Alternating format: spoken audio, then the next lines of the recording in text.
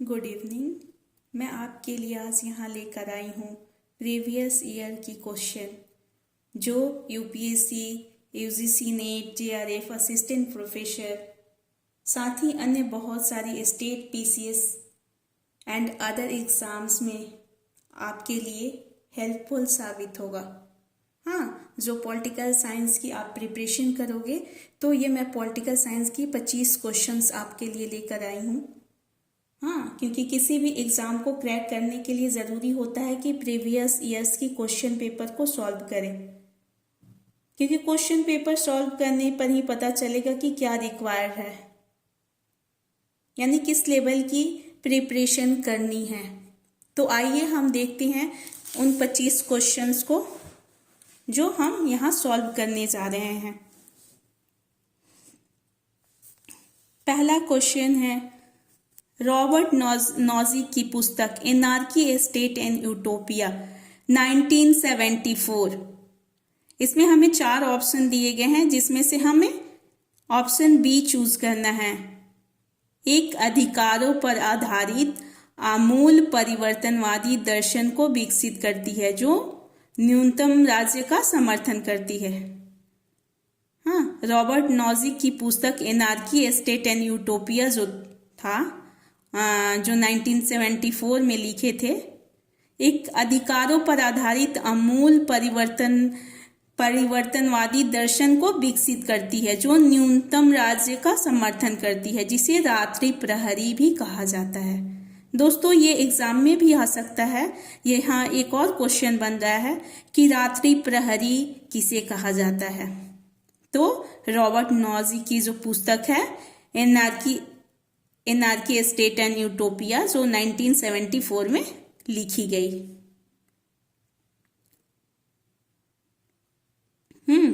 ये क्या करती है? न्यूनतम राज्य का समर्थन करती है।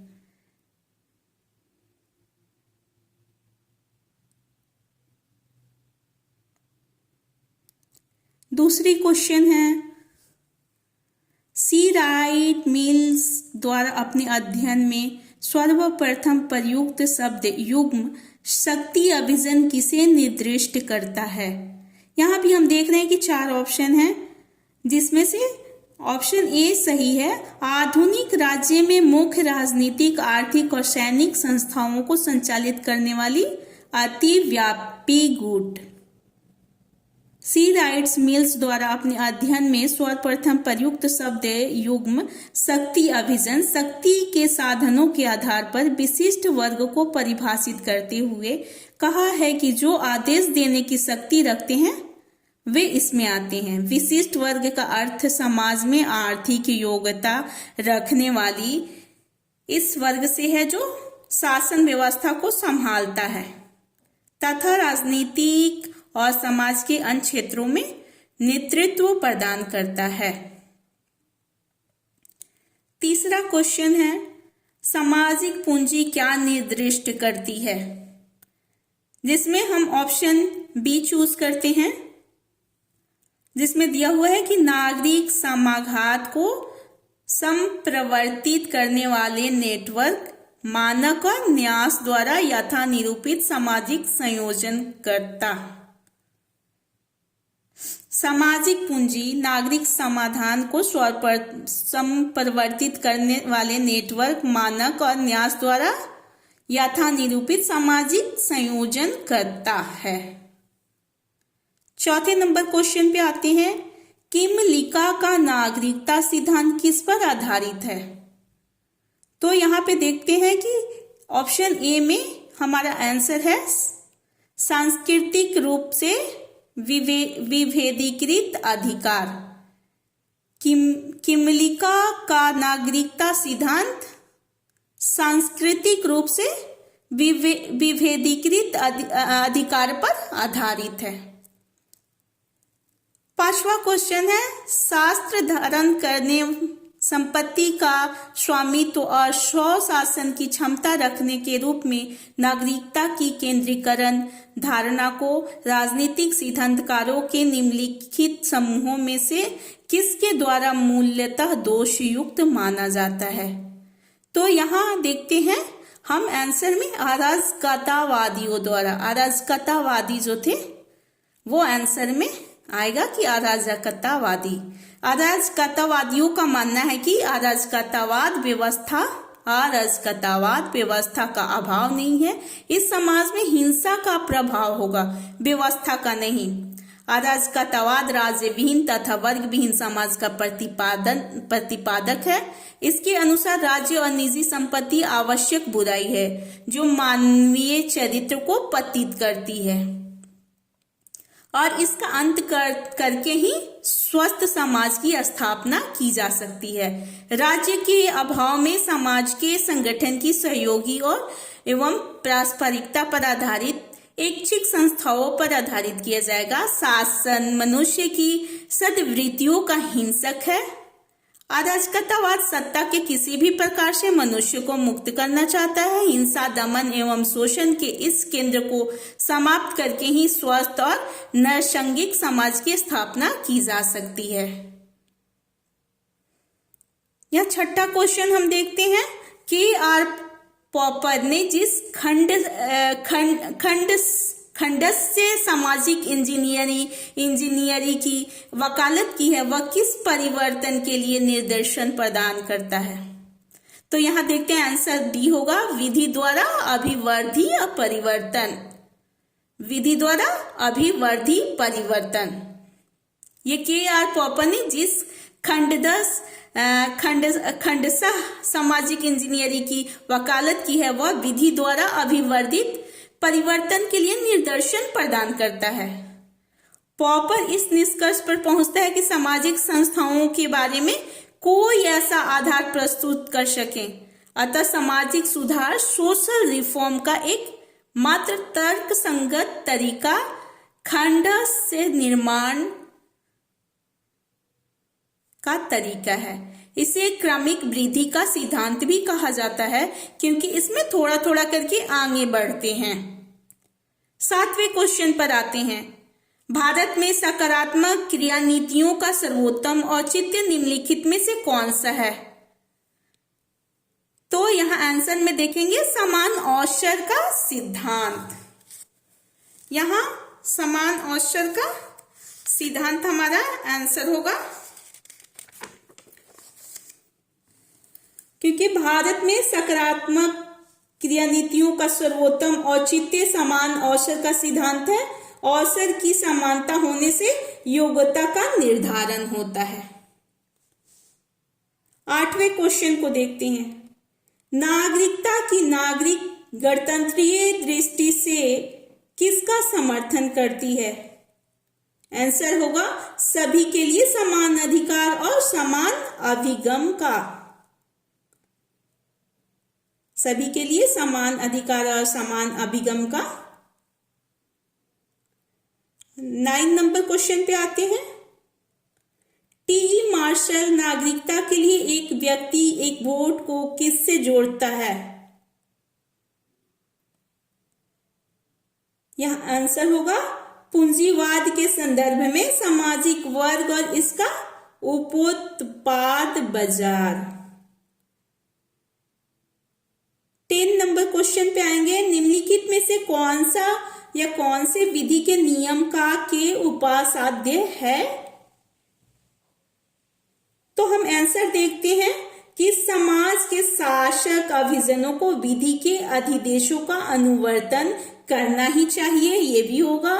देश विधि को उचित रूप से अधिसूचित किया जाना चाहिए ताकि नागरिकों को ज्ञात हो सके कि यह उन्हें कैसे प्रभावित करेगी।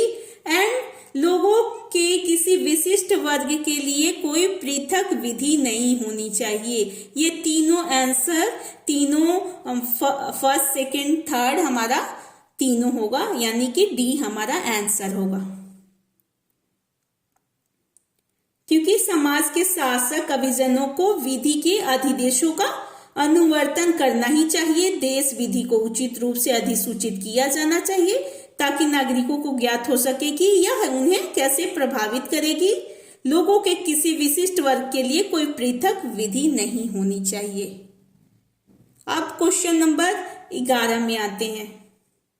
निम्नलिखित में से कौन सा गृह एवं विदेशी दोनों में अन्य अभिकरणों के साथ अपने संबंधों में स्वतंत्रता इंडिपेंडेंस द्वारा विशेषीकृत है। तो यहाँ पे हमारा आंसर होगा संप्रभुता। नेक्स्ट है 12 नंबर क्वेश्चन, देखते हैं। संप्रभुता का बहुलवादी सिद्धांत किसमें विश्वास करता है? तो हमारा आंसर होगा संप्रभु शक्ति का विवरण। बहुलवादी प्रभुसत्ता की एकलवादी धारणा में विश्वास नहीं करते कि प्रभुसत्ता अविभाज्य है।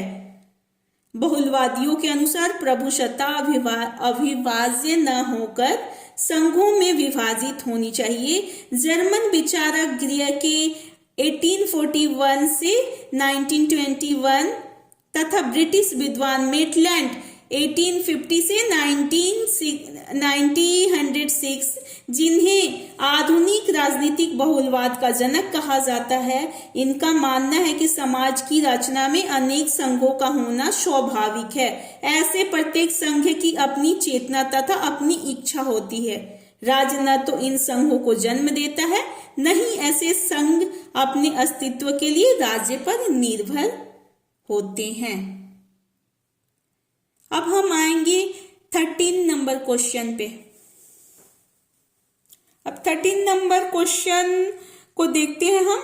अरस्तु के यह घोषणा करने में कि मनुष्य स्वभाव से एक राजनीतिक प्राणी है, उसका कौन सा एक आशय नहीं था।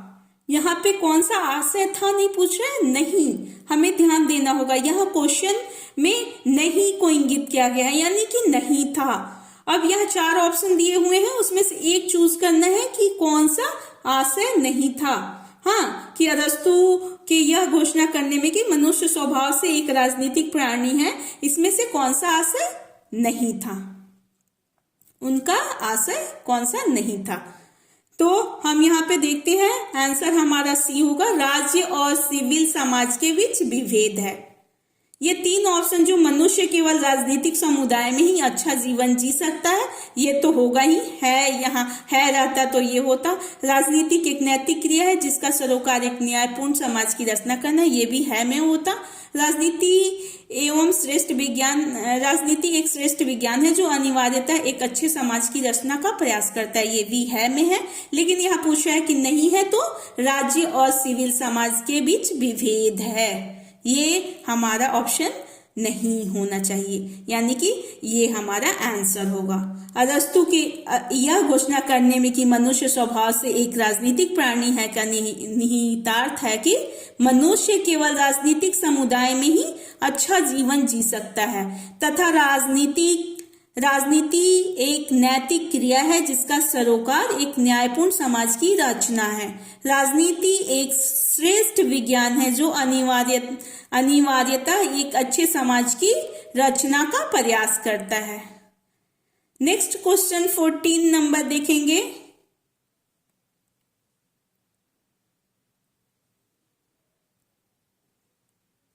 कार्ल मार्क्स द्वारा यथा प्रतिपादित समाज के विकास की निम्नलिखित अवस्थाओं पर विचार कीजिए। इसमें से 4 ऑप्शन दिए गए हैं जो क्रम वाइज हमें सजाना है। तो हमारा सबसे पहले देखते हैं कि सेकंड नंबर हमारा आदिम साम्यवाद, ये होगा पहले नंबर पे आदिम साम्यवाद। तीसरा नंबर जो है सामंतवाद, वो दूसरे नंबर पे होगा। और चौथे नंबर पे जो पूंजीवाद है वो तीसरे नंबर पर होगा।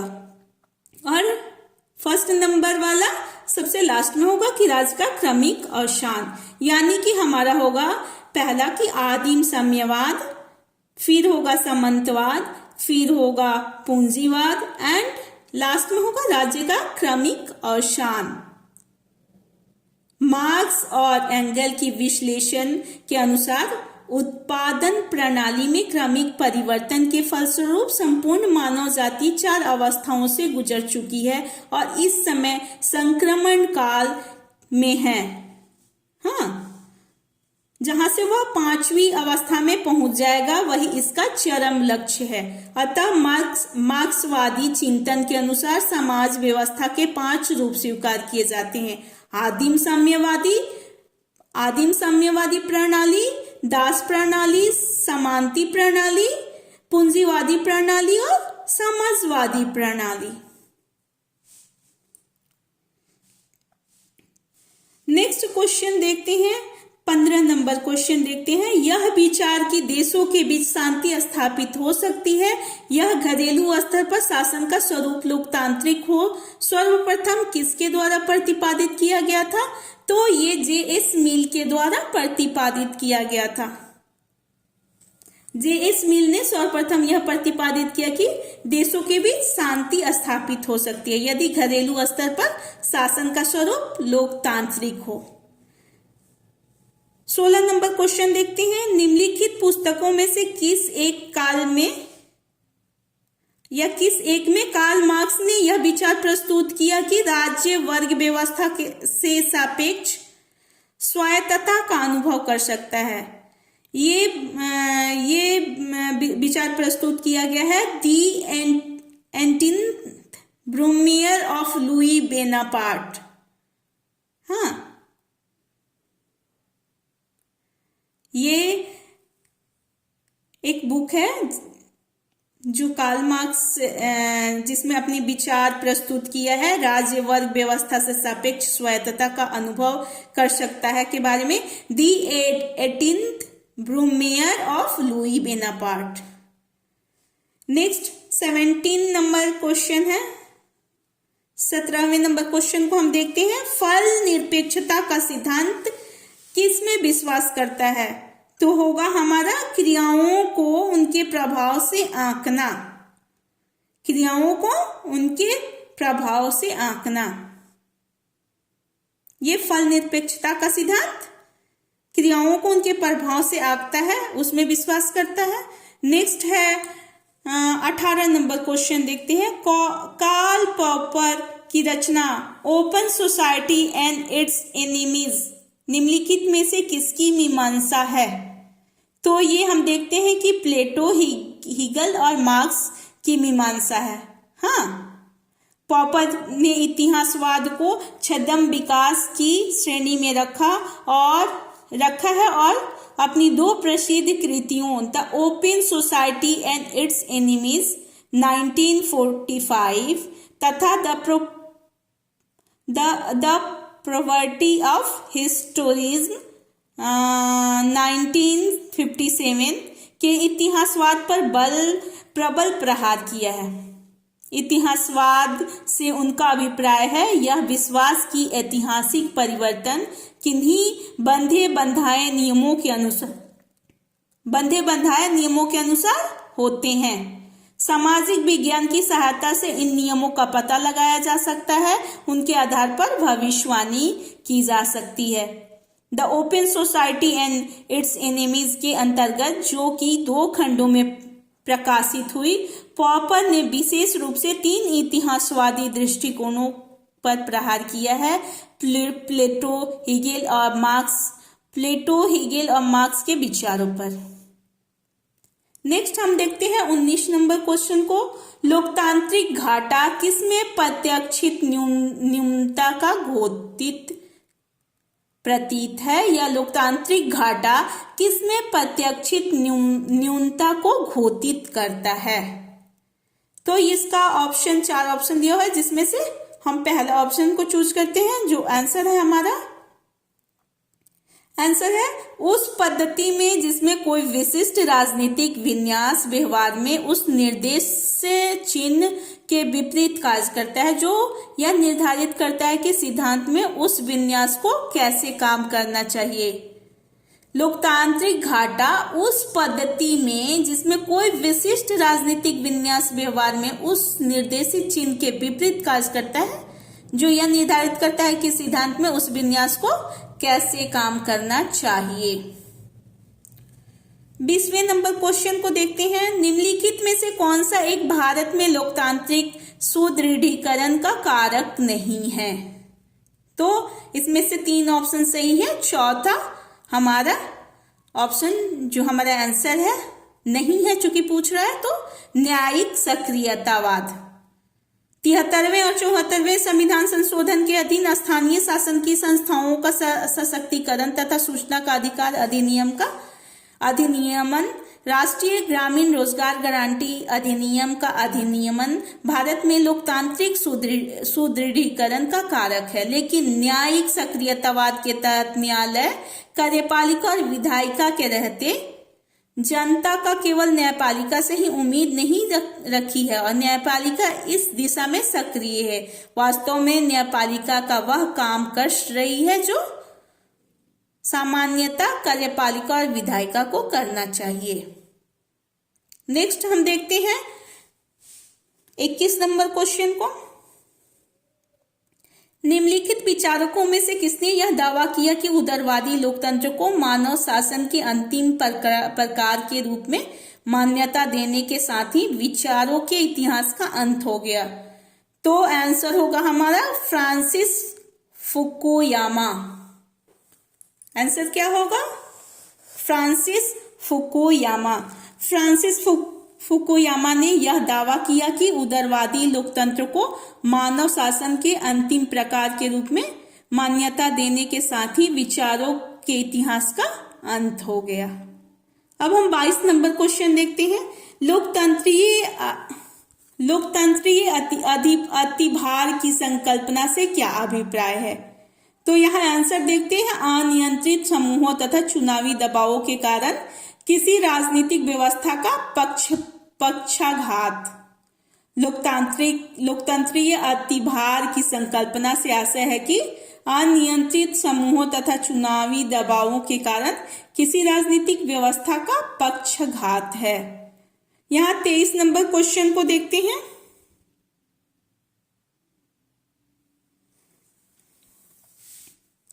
सिमोन लिप्सेट ने एक प्रभावी प्रतिज्ञप्ति दी थी कि जो देश जितना अधिक आर्थिक रूप से विकसित होगा उतना ही सफल व लोकतंत्र होगा। इस प्रतिज्ञप्ति से संकेत लेते हुए पहचानिए कि निम्नलिखित कथनों में से कौन सा एक सही नहीं है। तो यहाँ पर हम देखते हैं कि आर्थिक विकास विषम जातीय दिशा में राजनीतिक संगठन में सहायक होते हुए पहचान परक राजनीति को भारत जैसे देशों में लोकतंत्र का प्रमाणक बनाता है। सिमोन लिप्सेट ने एक प्रभावी विज्ञप्ति दी थी कि जो देश कितना अधिक आर्थिक रूप से विकसित होगा उतना ही वह सफल लोकतंत्र होगा।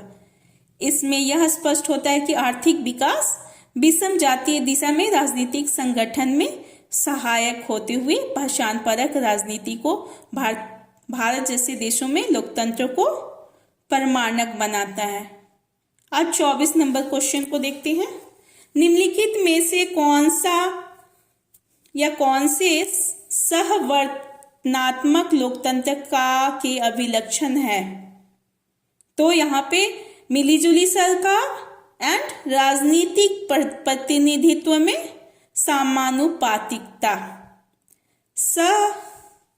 सहवर्तनात्मक लोकतंत्र का अभिलक्षण राजनीतिक प्रतिनिधित्व में समानुपातिकता है तथा मिलीजुली सरकार साझेदारी की एक व्यवस्था है। भले ही साझेदारी में से कोई एक या दो सरकार से बाहर रहे और बाहर रहकर सरकार का समर्थन करे, इसे साझेदारी की व्यवस्था में प्रायः न्यूनतम साझा कार्यक्रम या सहमति होती है, परंतु साझेदारों का लगाव न्यूनतम साझा कार्यक्रम पर इतना अधिक नहीं होता जितना कि बातचीत और सौदेबाजी द्वारा शासन से होता है। अब हम आखिरी क्वेश्चन को देखेंगे जो हमारा 25 नंबर क्वेश्चन है कि लोकतंत्र का विमर्शी सिद्धांत किसके प्रति विरोध के रूप में उद्भूत हुआ? हाँ, तो ये तर्क संगत वर्ण सिद्धांत, बहुतंत्र और सुस्थापित लोकतंत्रों में मतदाता उदासीनता। यहाँ पे हम डी देंगे, उपर्युक्त सभी। हाँ, लोकतंत्र का विमर्शी सिद्धांत, तर्कसंगत वर्ण सिद्धांत, बहुतंत्र, सुस्थापित लोकतंत्रों में मतदाता उदासीनता के प्रति विरोध के रूप में उद्भूत हुआ था। लोकतंत्र का विमर्शी सिद्धांत किसके प्रति विरोध के रूप में उद्भूत हुआ था? तो लोकतंत्र का विमर्शी सिद्धांत तर्कसंगत वर्ण सिद्धांत, बहुतंत्र, स्थापित लोकतंत्रों में मतदाता उदासीनता के प्रति विरोध के रूप में उद्भूत हुआ था। दोस्तों, ये हमारा 25 क्वेश्चन है जिसको हमने अभी सॉल्व किया। ये मुझे उम्मीद है कि ये आपके आने वाले एग्जाम में आपके लिए हेल्पफुल साबित होंगे, आप इससे लाभ उठा पाएंगे। तो इसी तरह से हमारे चैनल पे बने रहिए और अगले वीडियो का इंतज़ार कीजिए और इस वीडियो को लाइक, शेयर एंड सब्सक्राइब जरूर कीजिए। Thank you.